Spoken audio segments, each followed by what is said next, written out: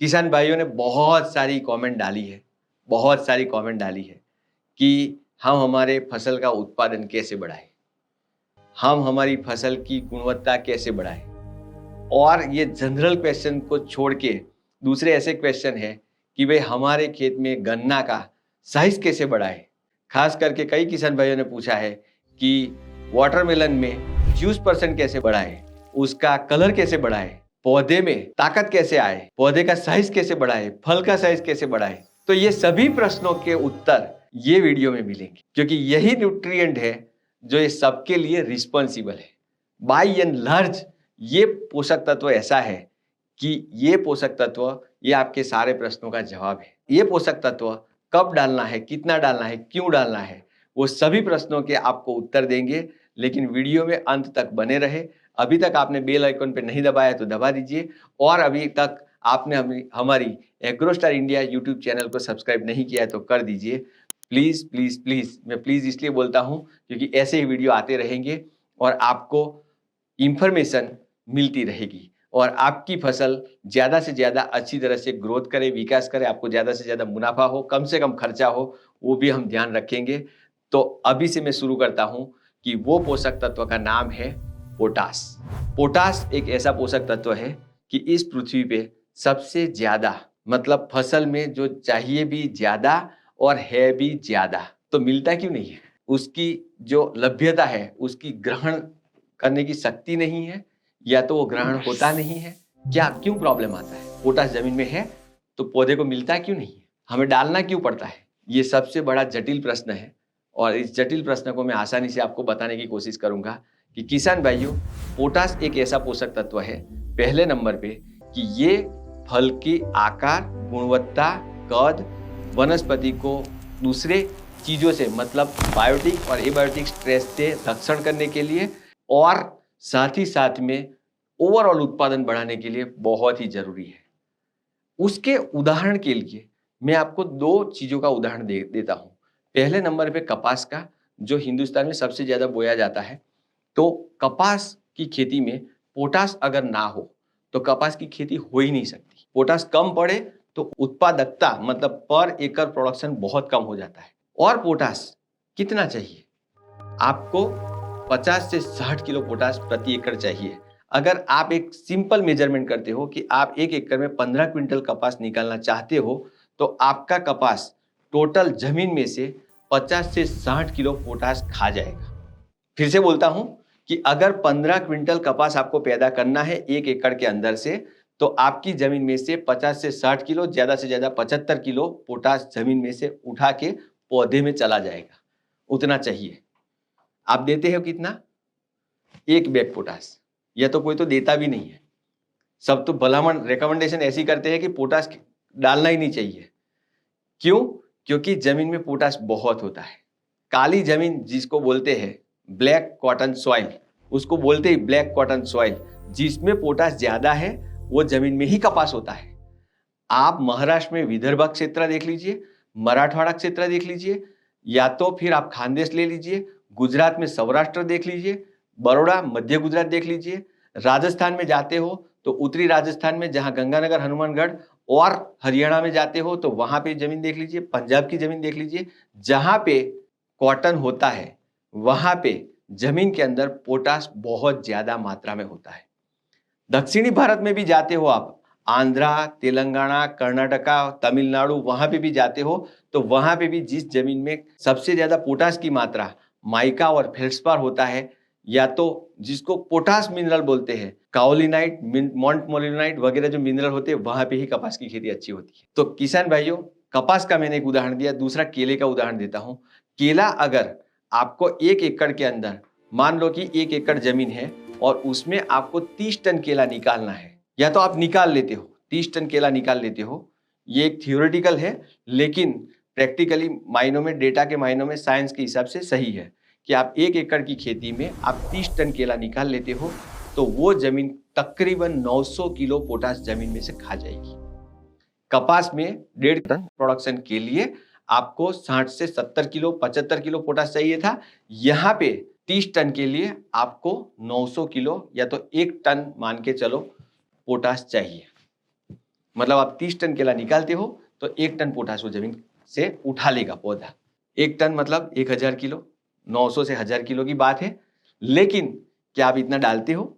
नहीं डालते। जमीन में कॉटन में आप 60 किलो पोटास, मतलब कम से कम आपको 2 बैग पोटास डालनी पड़ेगी, उतना डालते हो? नहीं डालते। हम एवरेज कोई किसान नहीं डालता इतना।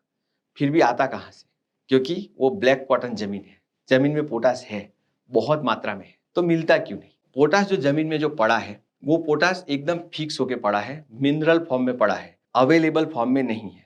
तो पोटास के जो स्टेजेस है वो स्टेजेस में पहला आता है जो एकदम बाइंड पड़ा हुआ है पत्थर के स्वरूप में, वो है 90 to 98%, बराबर। उसके बाद में दूसरा आता है एक्सचेंजेबल पोटास, कि आप पड़ा है, एक्सचेंज हो सकता है जमीन में, मतलब जो जमीन में पड़ा है, जमीन के जो पार्टिकल है उसके साथ में या तो 2-3 पार्टिकल के बीच में फंसा पड़ा है, लेकिन एक्सचेंज हो सकता है, ऐसा पोटास होता है दूसरा। तीसरा होता है जमीन में जब आप पानी लेते हो, जमीन में सॉइल सॉल्यूशन बनता है, वो सॉल्यूशन में होता है।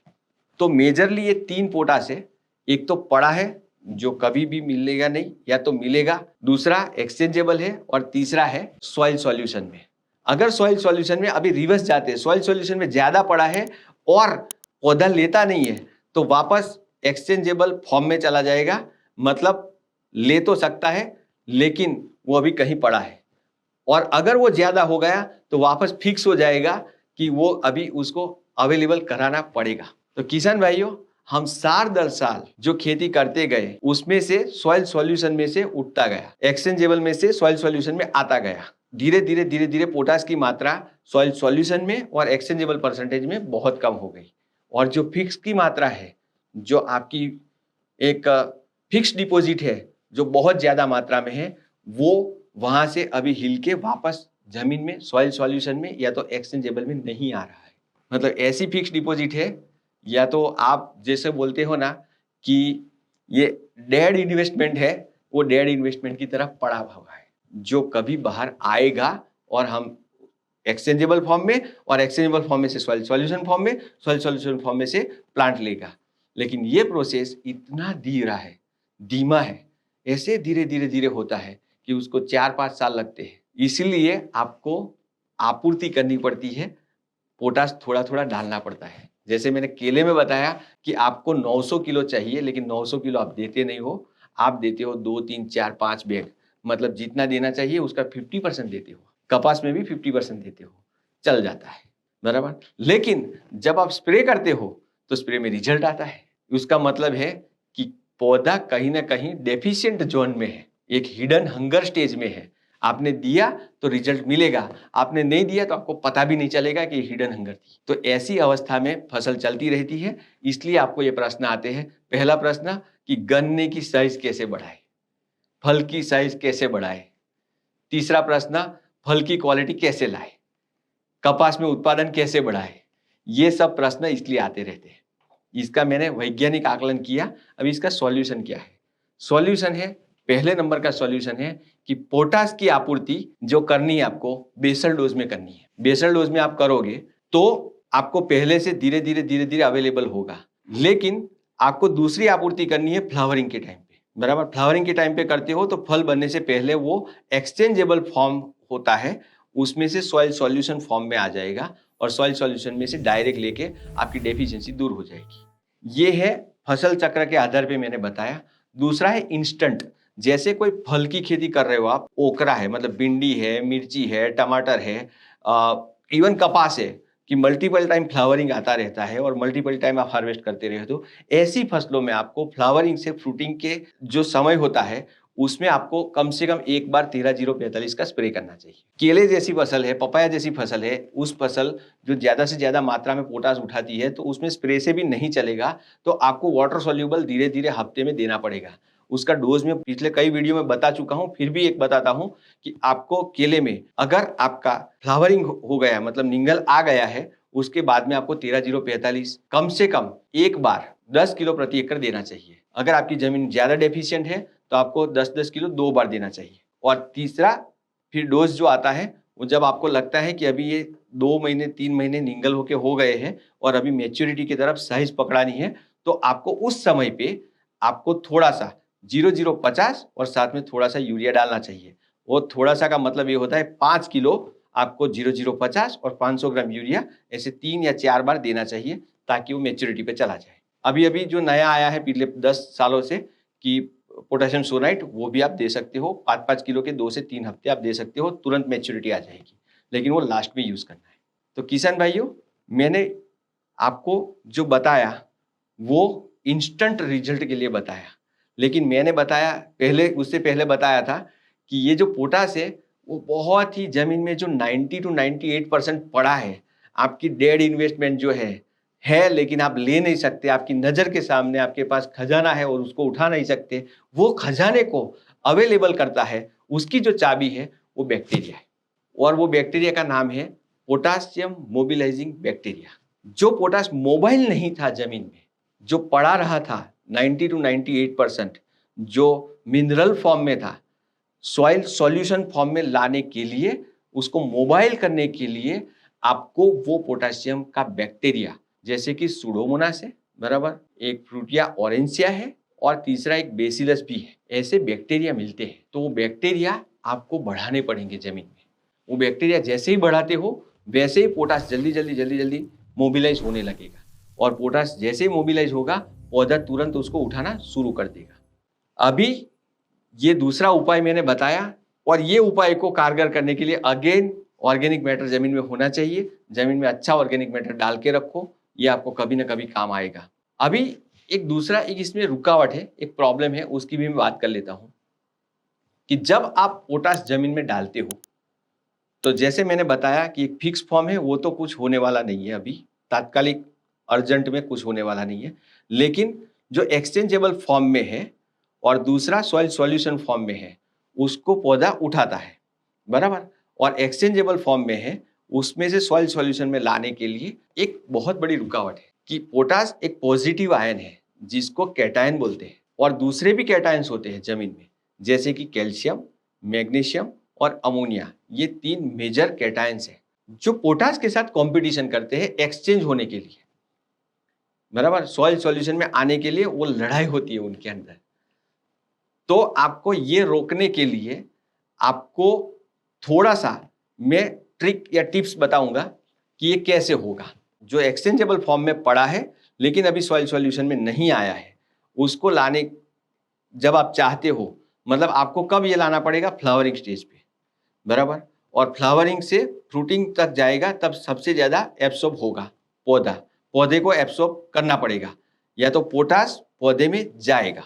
तो आपके पास मान लो कि फ्लावरिंग से फ्रूटिंग तक 15 दिन का अंतराल है, बराबर, और फ्रूट डेवलपमेंट का दूसरा 25 दिन का अंतराल है। हम जब कपास की बात करते हैं, ये मिर्ची वगैरह की बात करते हैं, तो ये अंतराल 20-22 दिनों का होता है, बराबर। लेकिन कपास की जब बात करते हैं तो ये अंतराल फ्लावरिंग टू फ्रूटिंग 15 दिन का, और फ्रूट डेवलपमेंट जो होता है और कपास फटता है तब तक का जो अंतराल होता है वो तकरीबन 30-45 दिनों का होता है। केले में ये दिन बहुत ज्यादा होते हैं। फ्लावरिंग हो गया है, उसके बाद फ्रूटिंग होना और फ्रूट को डेवलपमेंट होना लगभग 3 से 4 महीने का पीरियड है, बराबर। ये पीरियड को आप अच्छी तरह से आपकी फसल के हिसाब से समझ के आपको एक चीज करनी है कि आपको फ्लावरिंग के टाइम पे ये जो मैंने अदर न्यूट्रिएंट बोले, अमोनिया, कैल्शियम और मैग्नीशियम, आपको दे देना है उस टाइम पे। और जब फ्रूट सेटिंग शुरू होता है और फ्रूट डेवलपमेंट शुरू होता है, बराबर, फ्रूट सेटिंग के बाद फ्रूट डेवलपमेंट शुरू होता है, वहां पे आपको पोटाश देना चाहिए। रेडीमेड पोटाश तभी देना चाहिए, जैसे कि 13-0-45 और 00-50, उस टाइम पे देना चाहिए। अभी आपका क्वेश्चन आएगा कि मैग्नीशियम, पोटाशियम सल्फेट, पोटाशियम सोनाइट में तो वो साथ में आता है, तो साथ में आता है लेकिन उसके साथ सल्फर है, तो सल्फर के कारण वो स्लाइटली एसिडिक मीडियम में रहता है, इसलिए उसकी अवेलेबिलिटी को कोई प्रॉब्लम नहीं होता।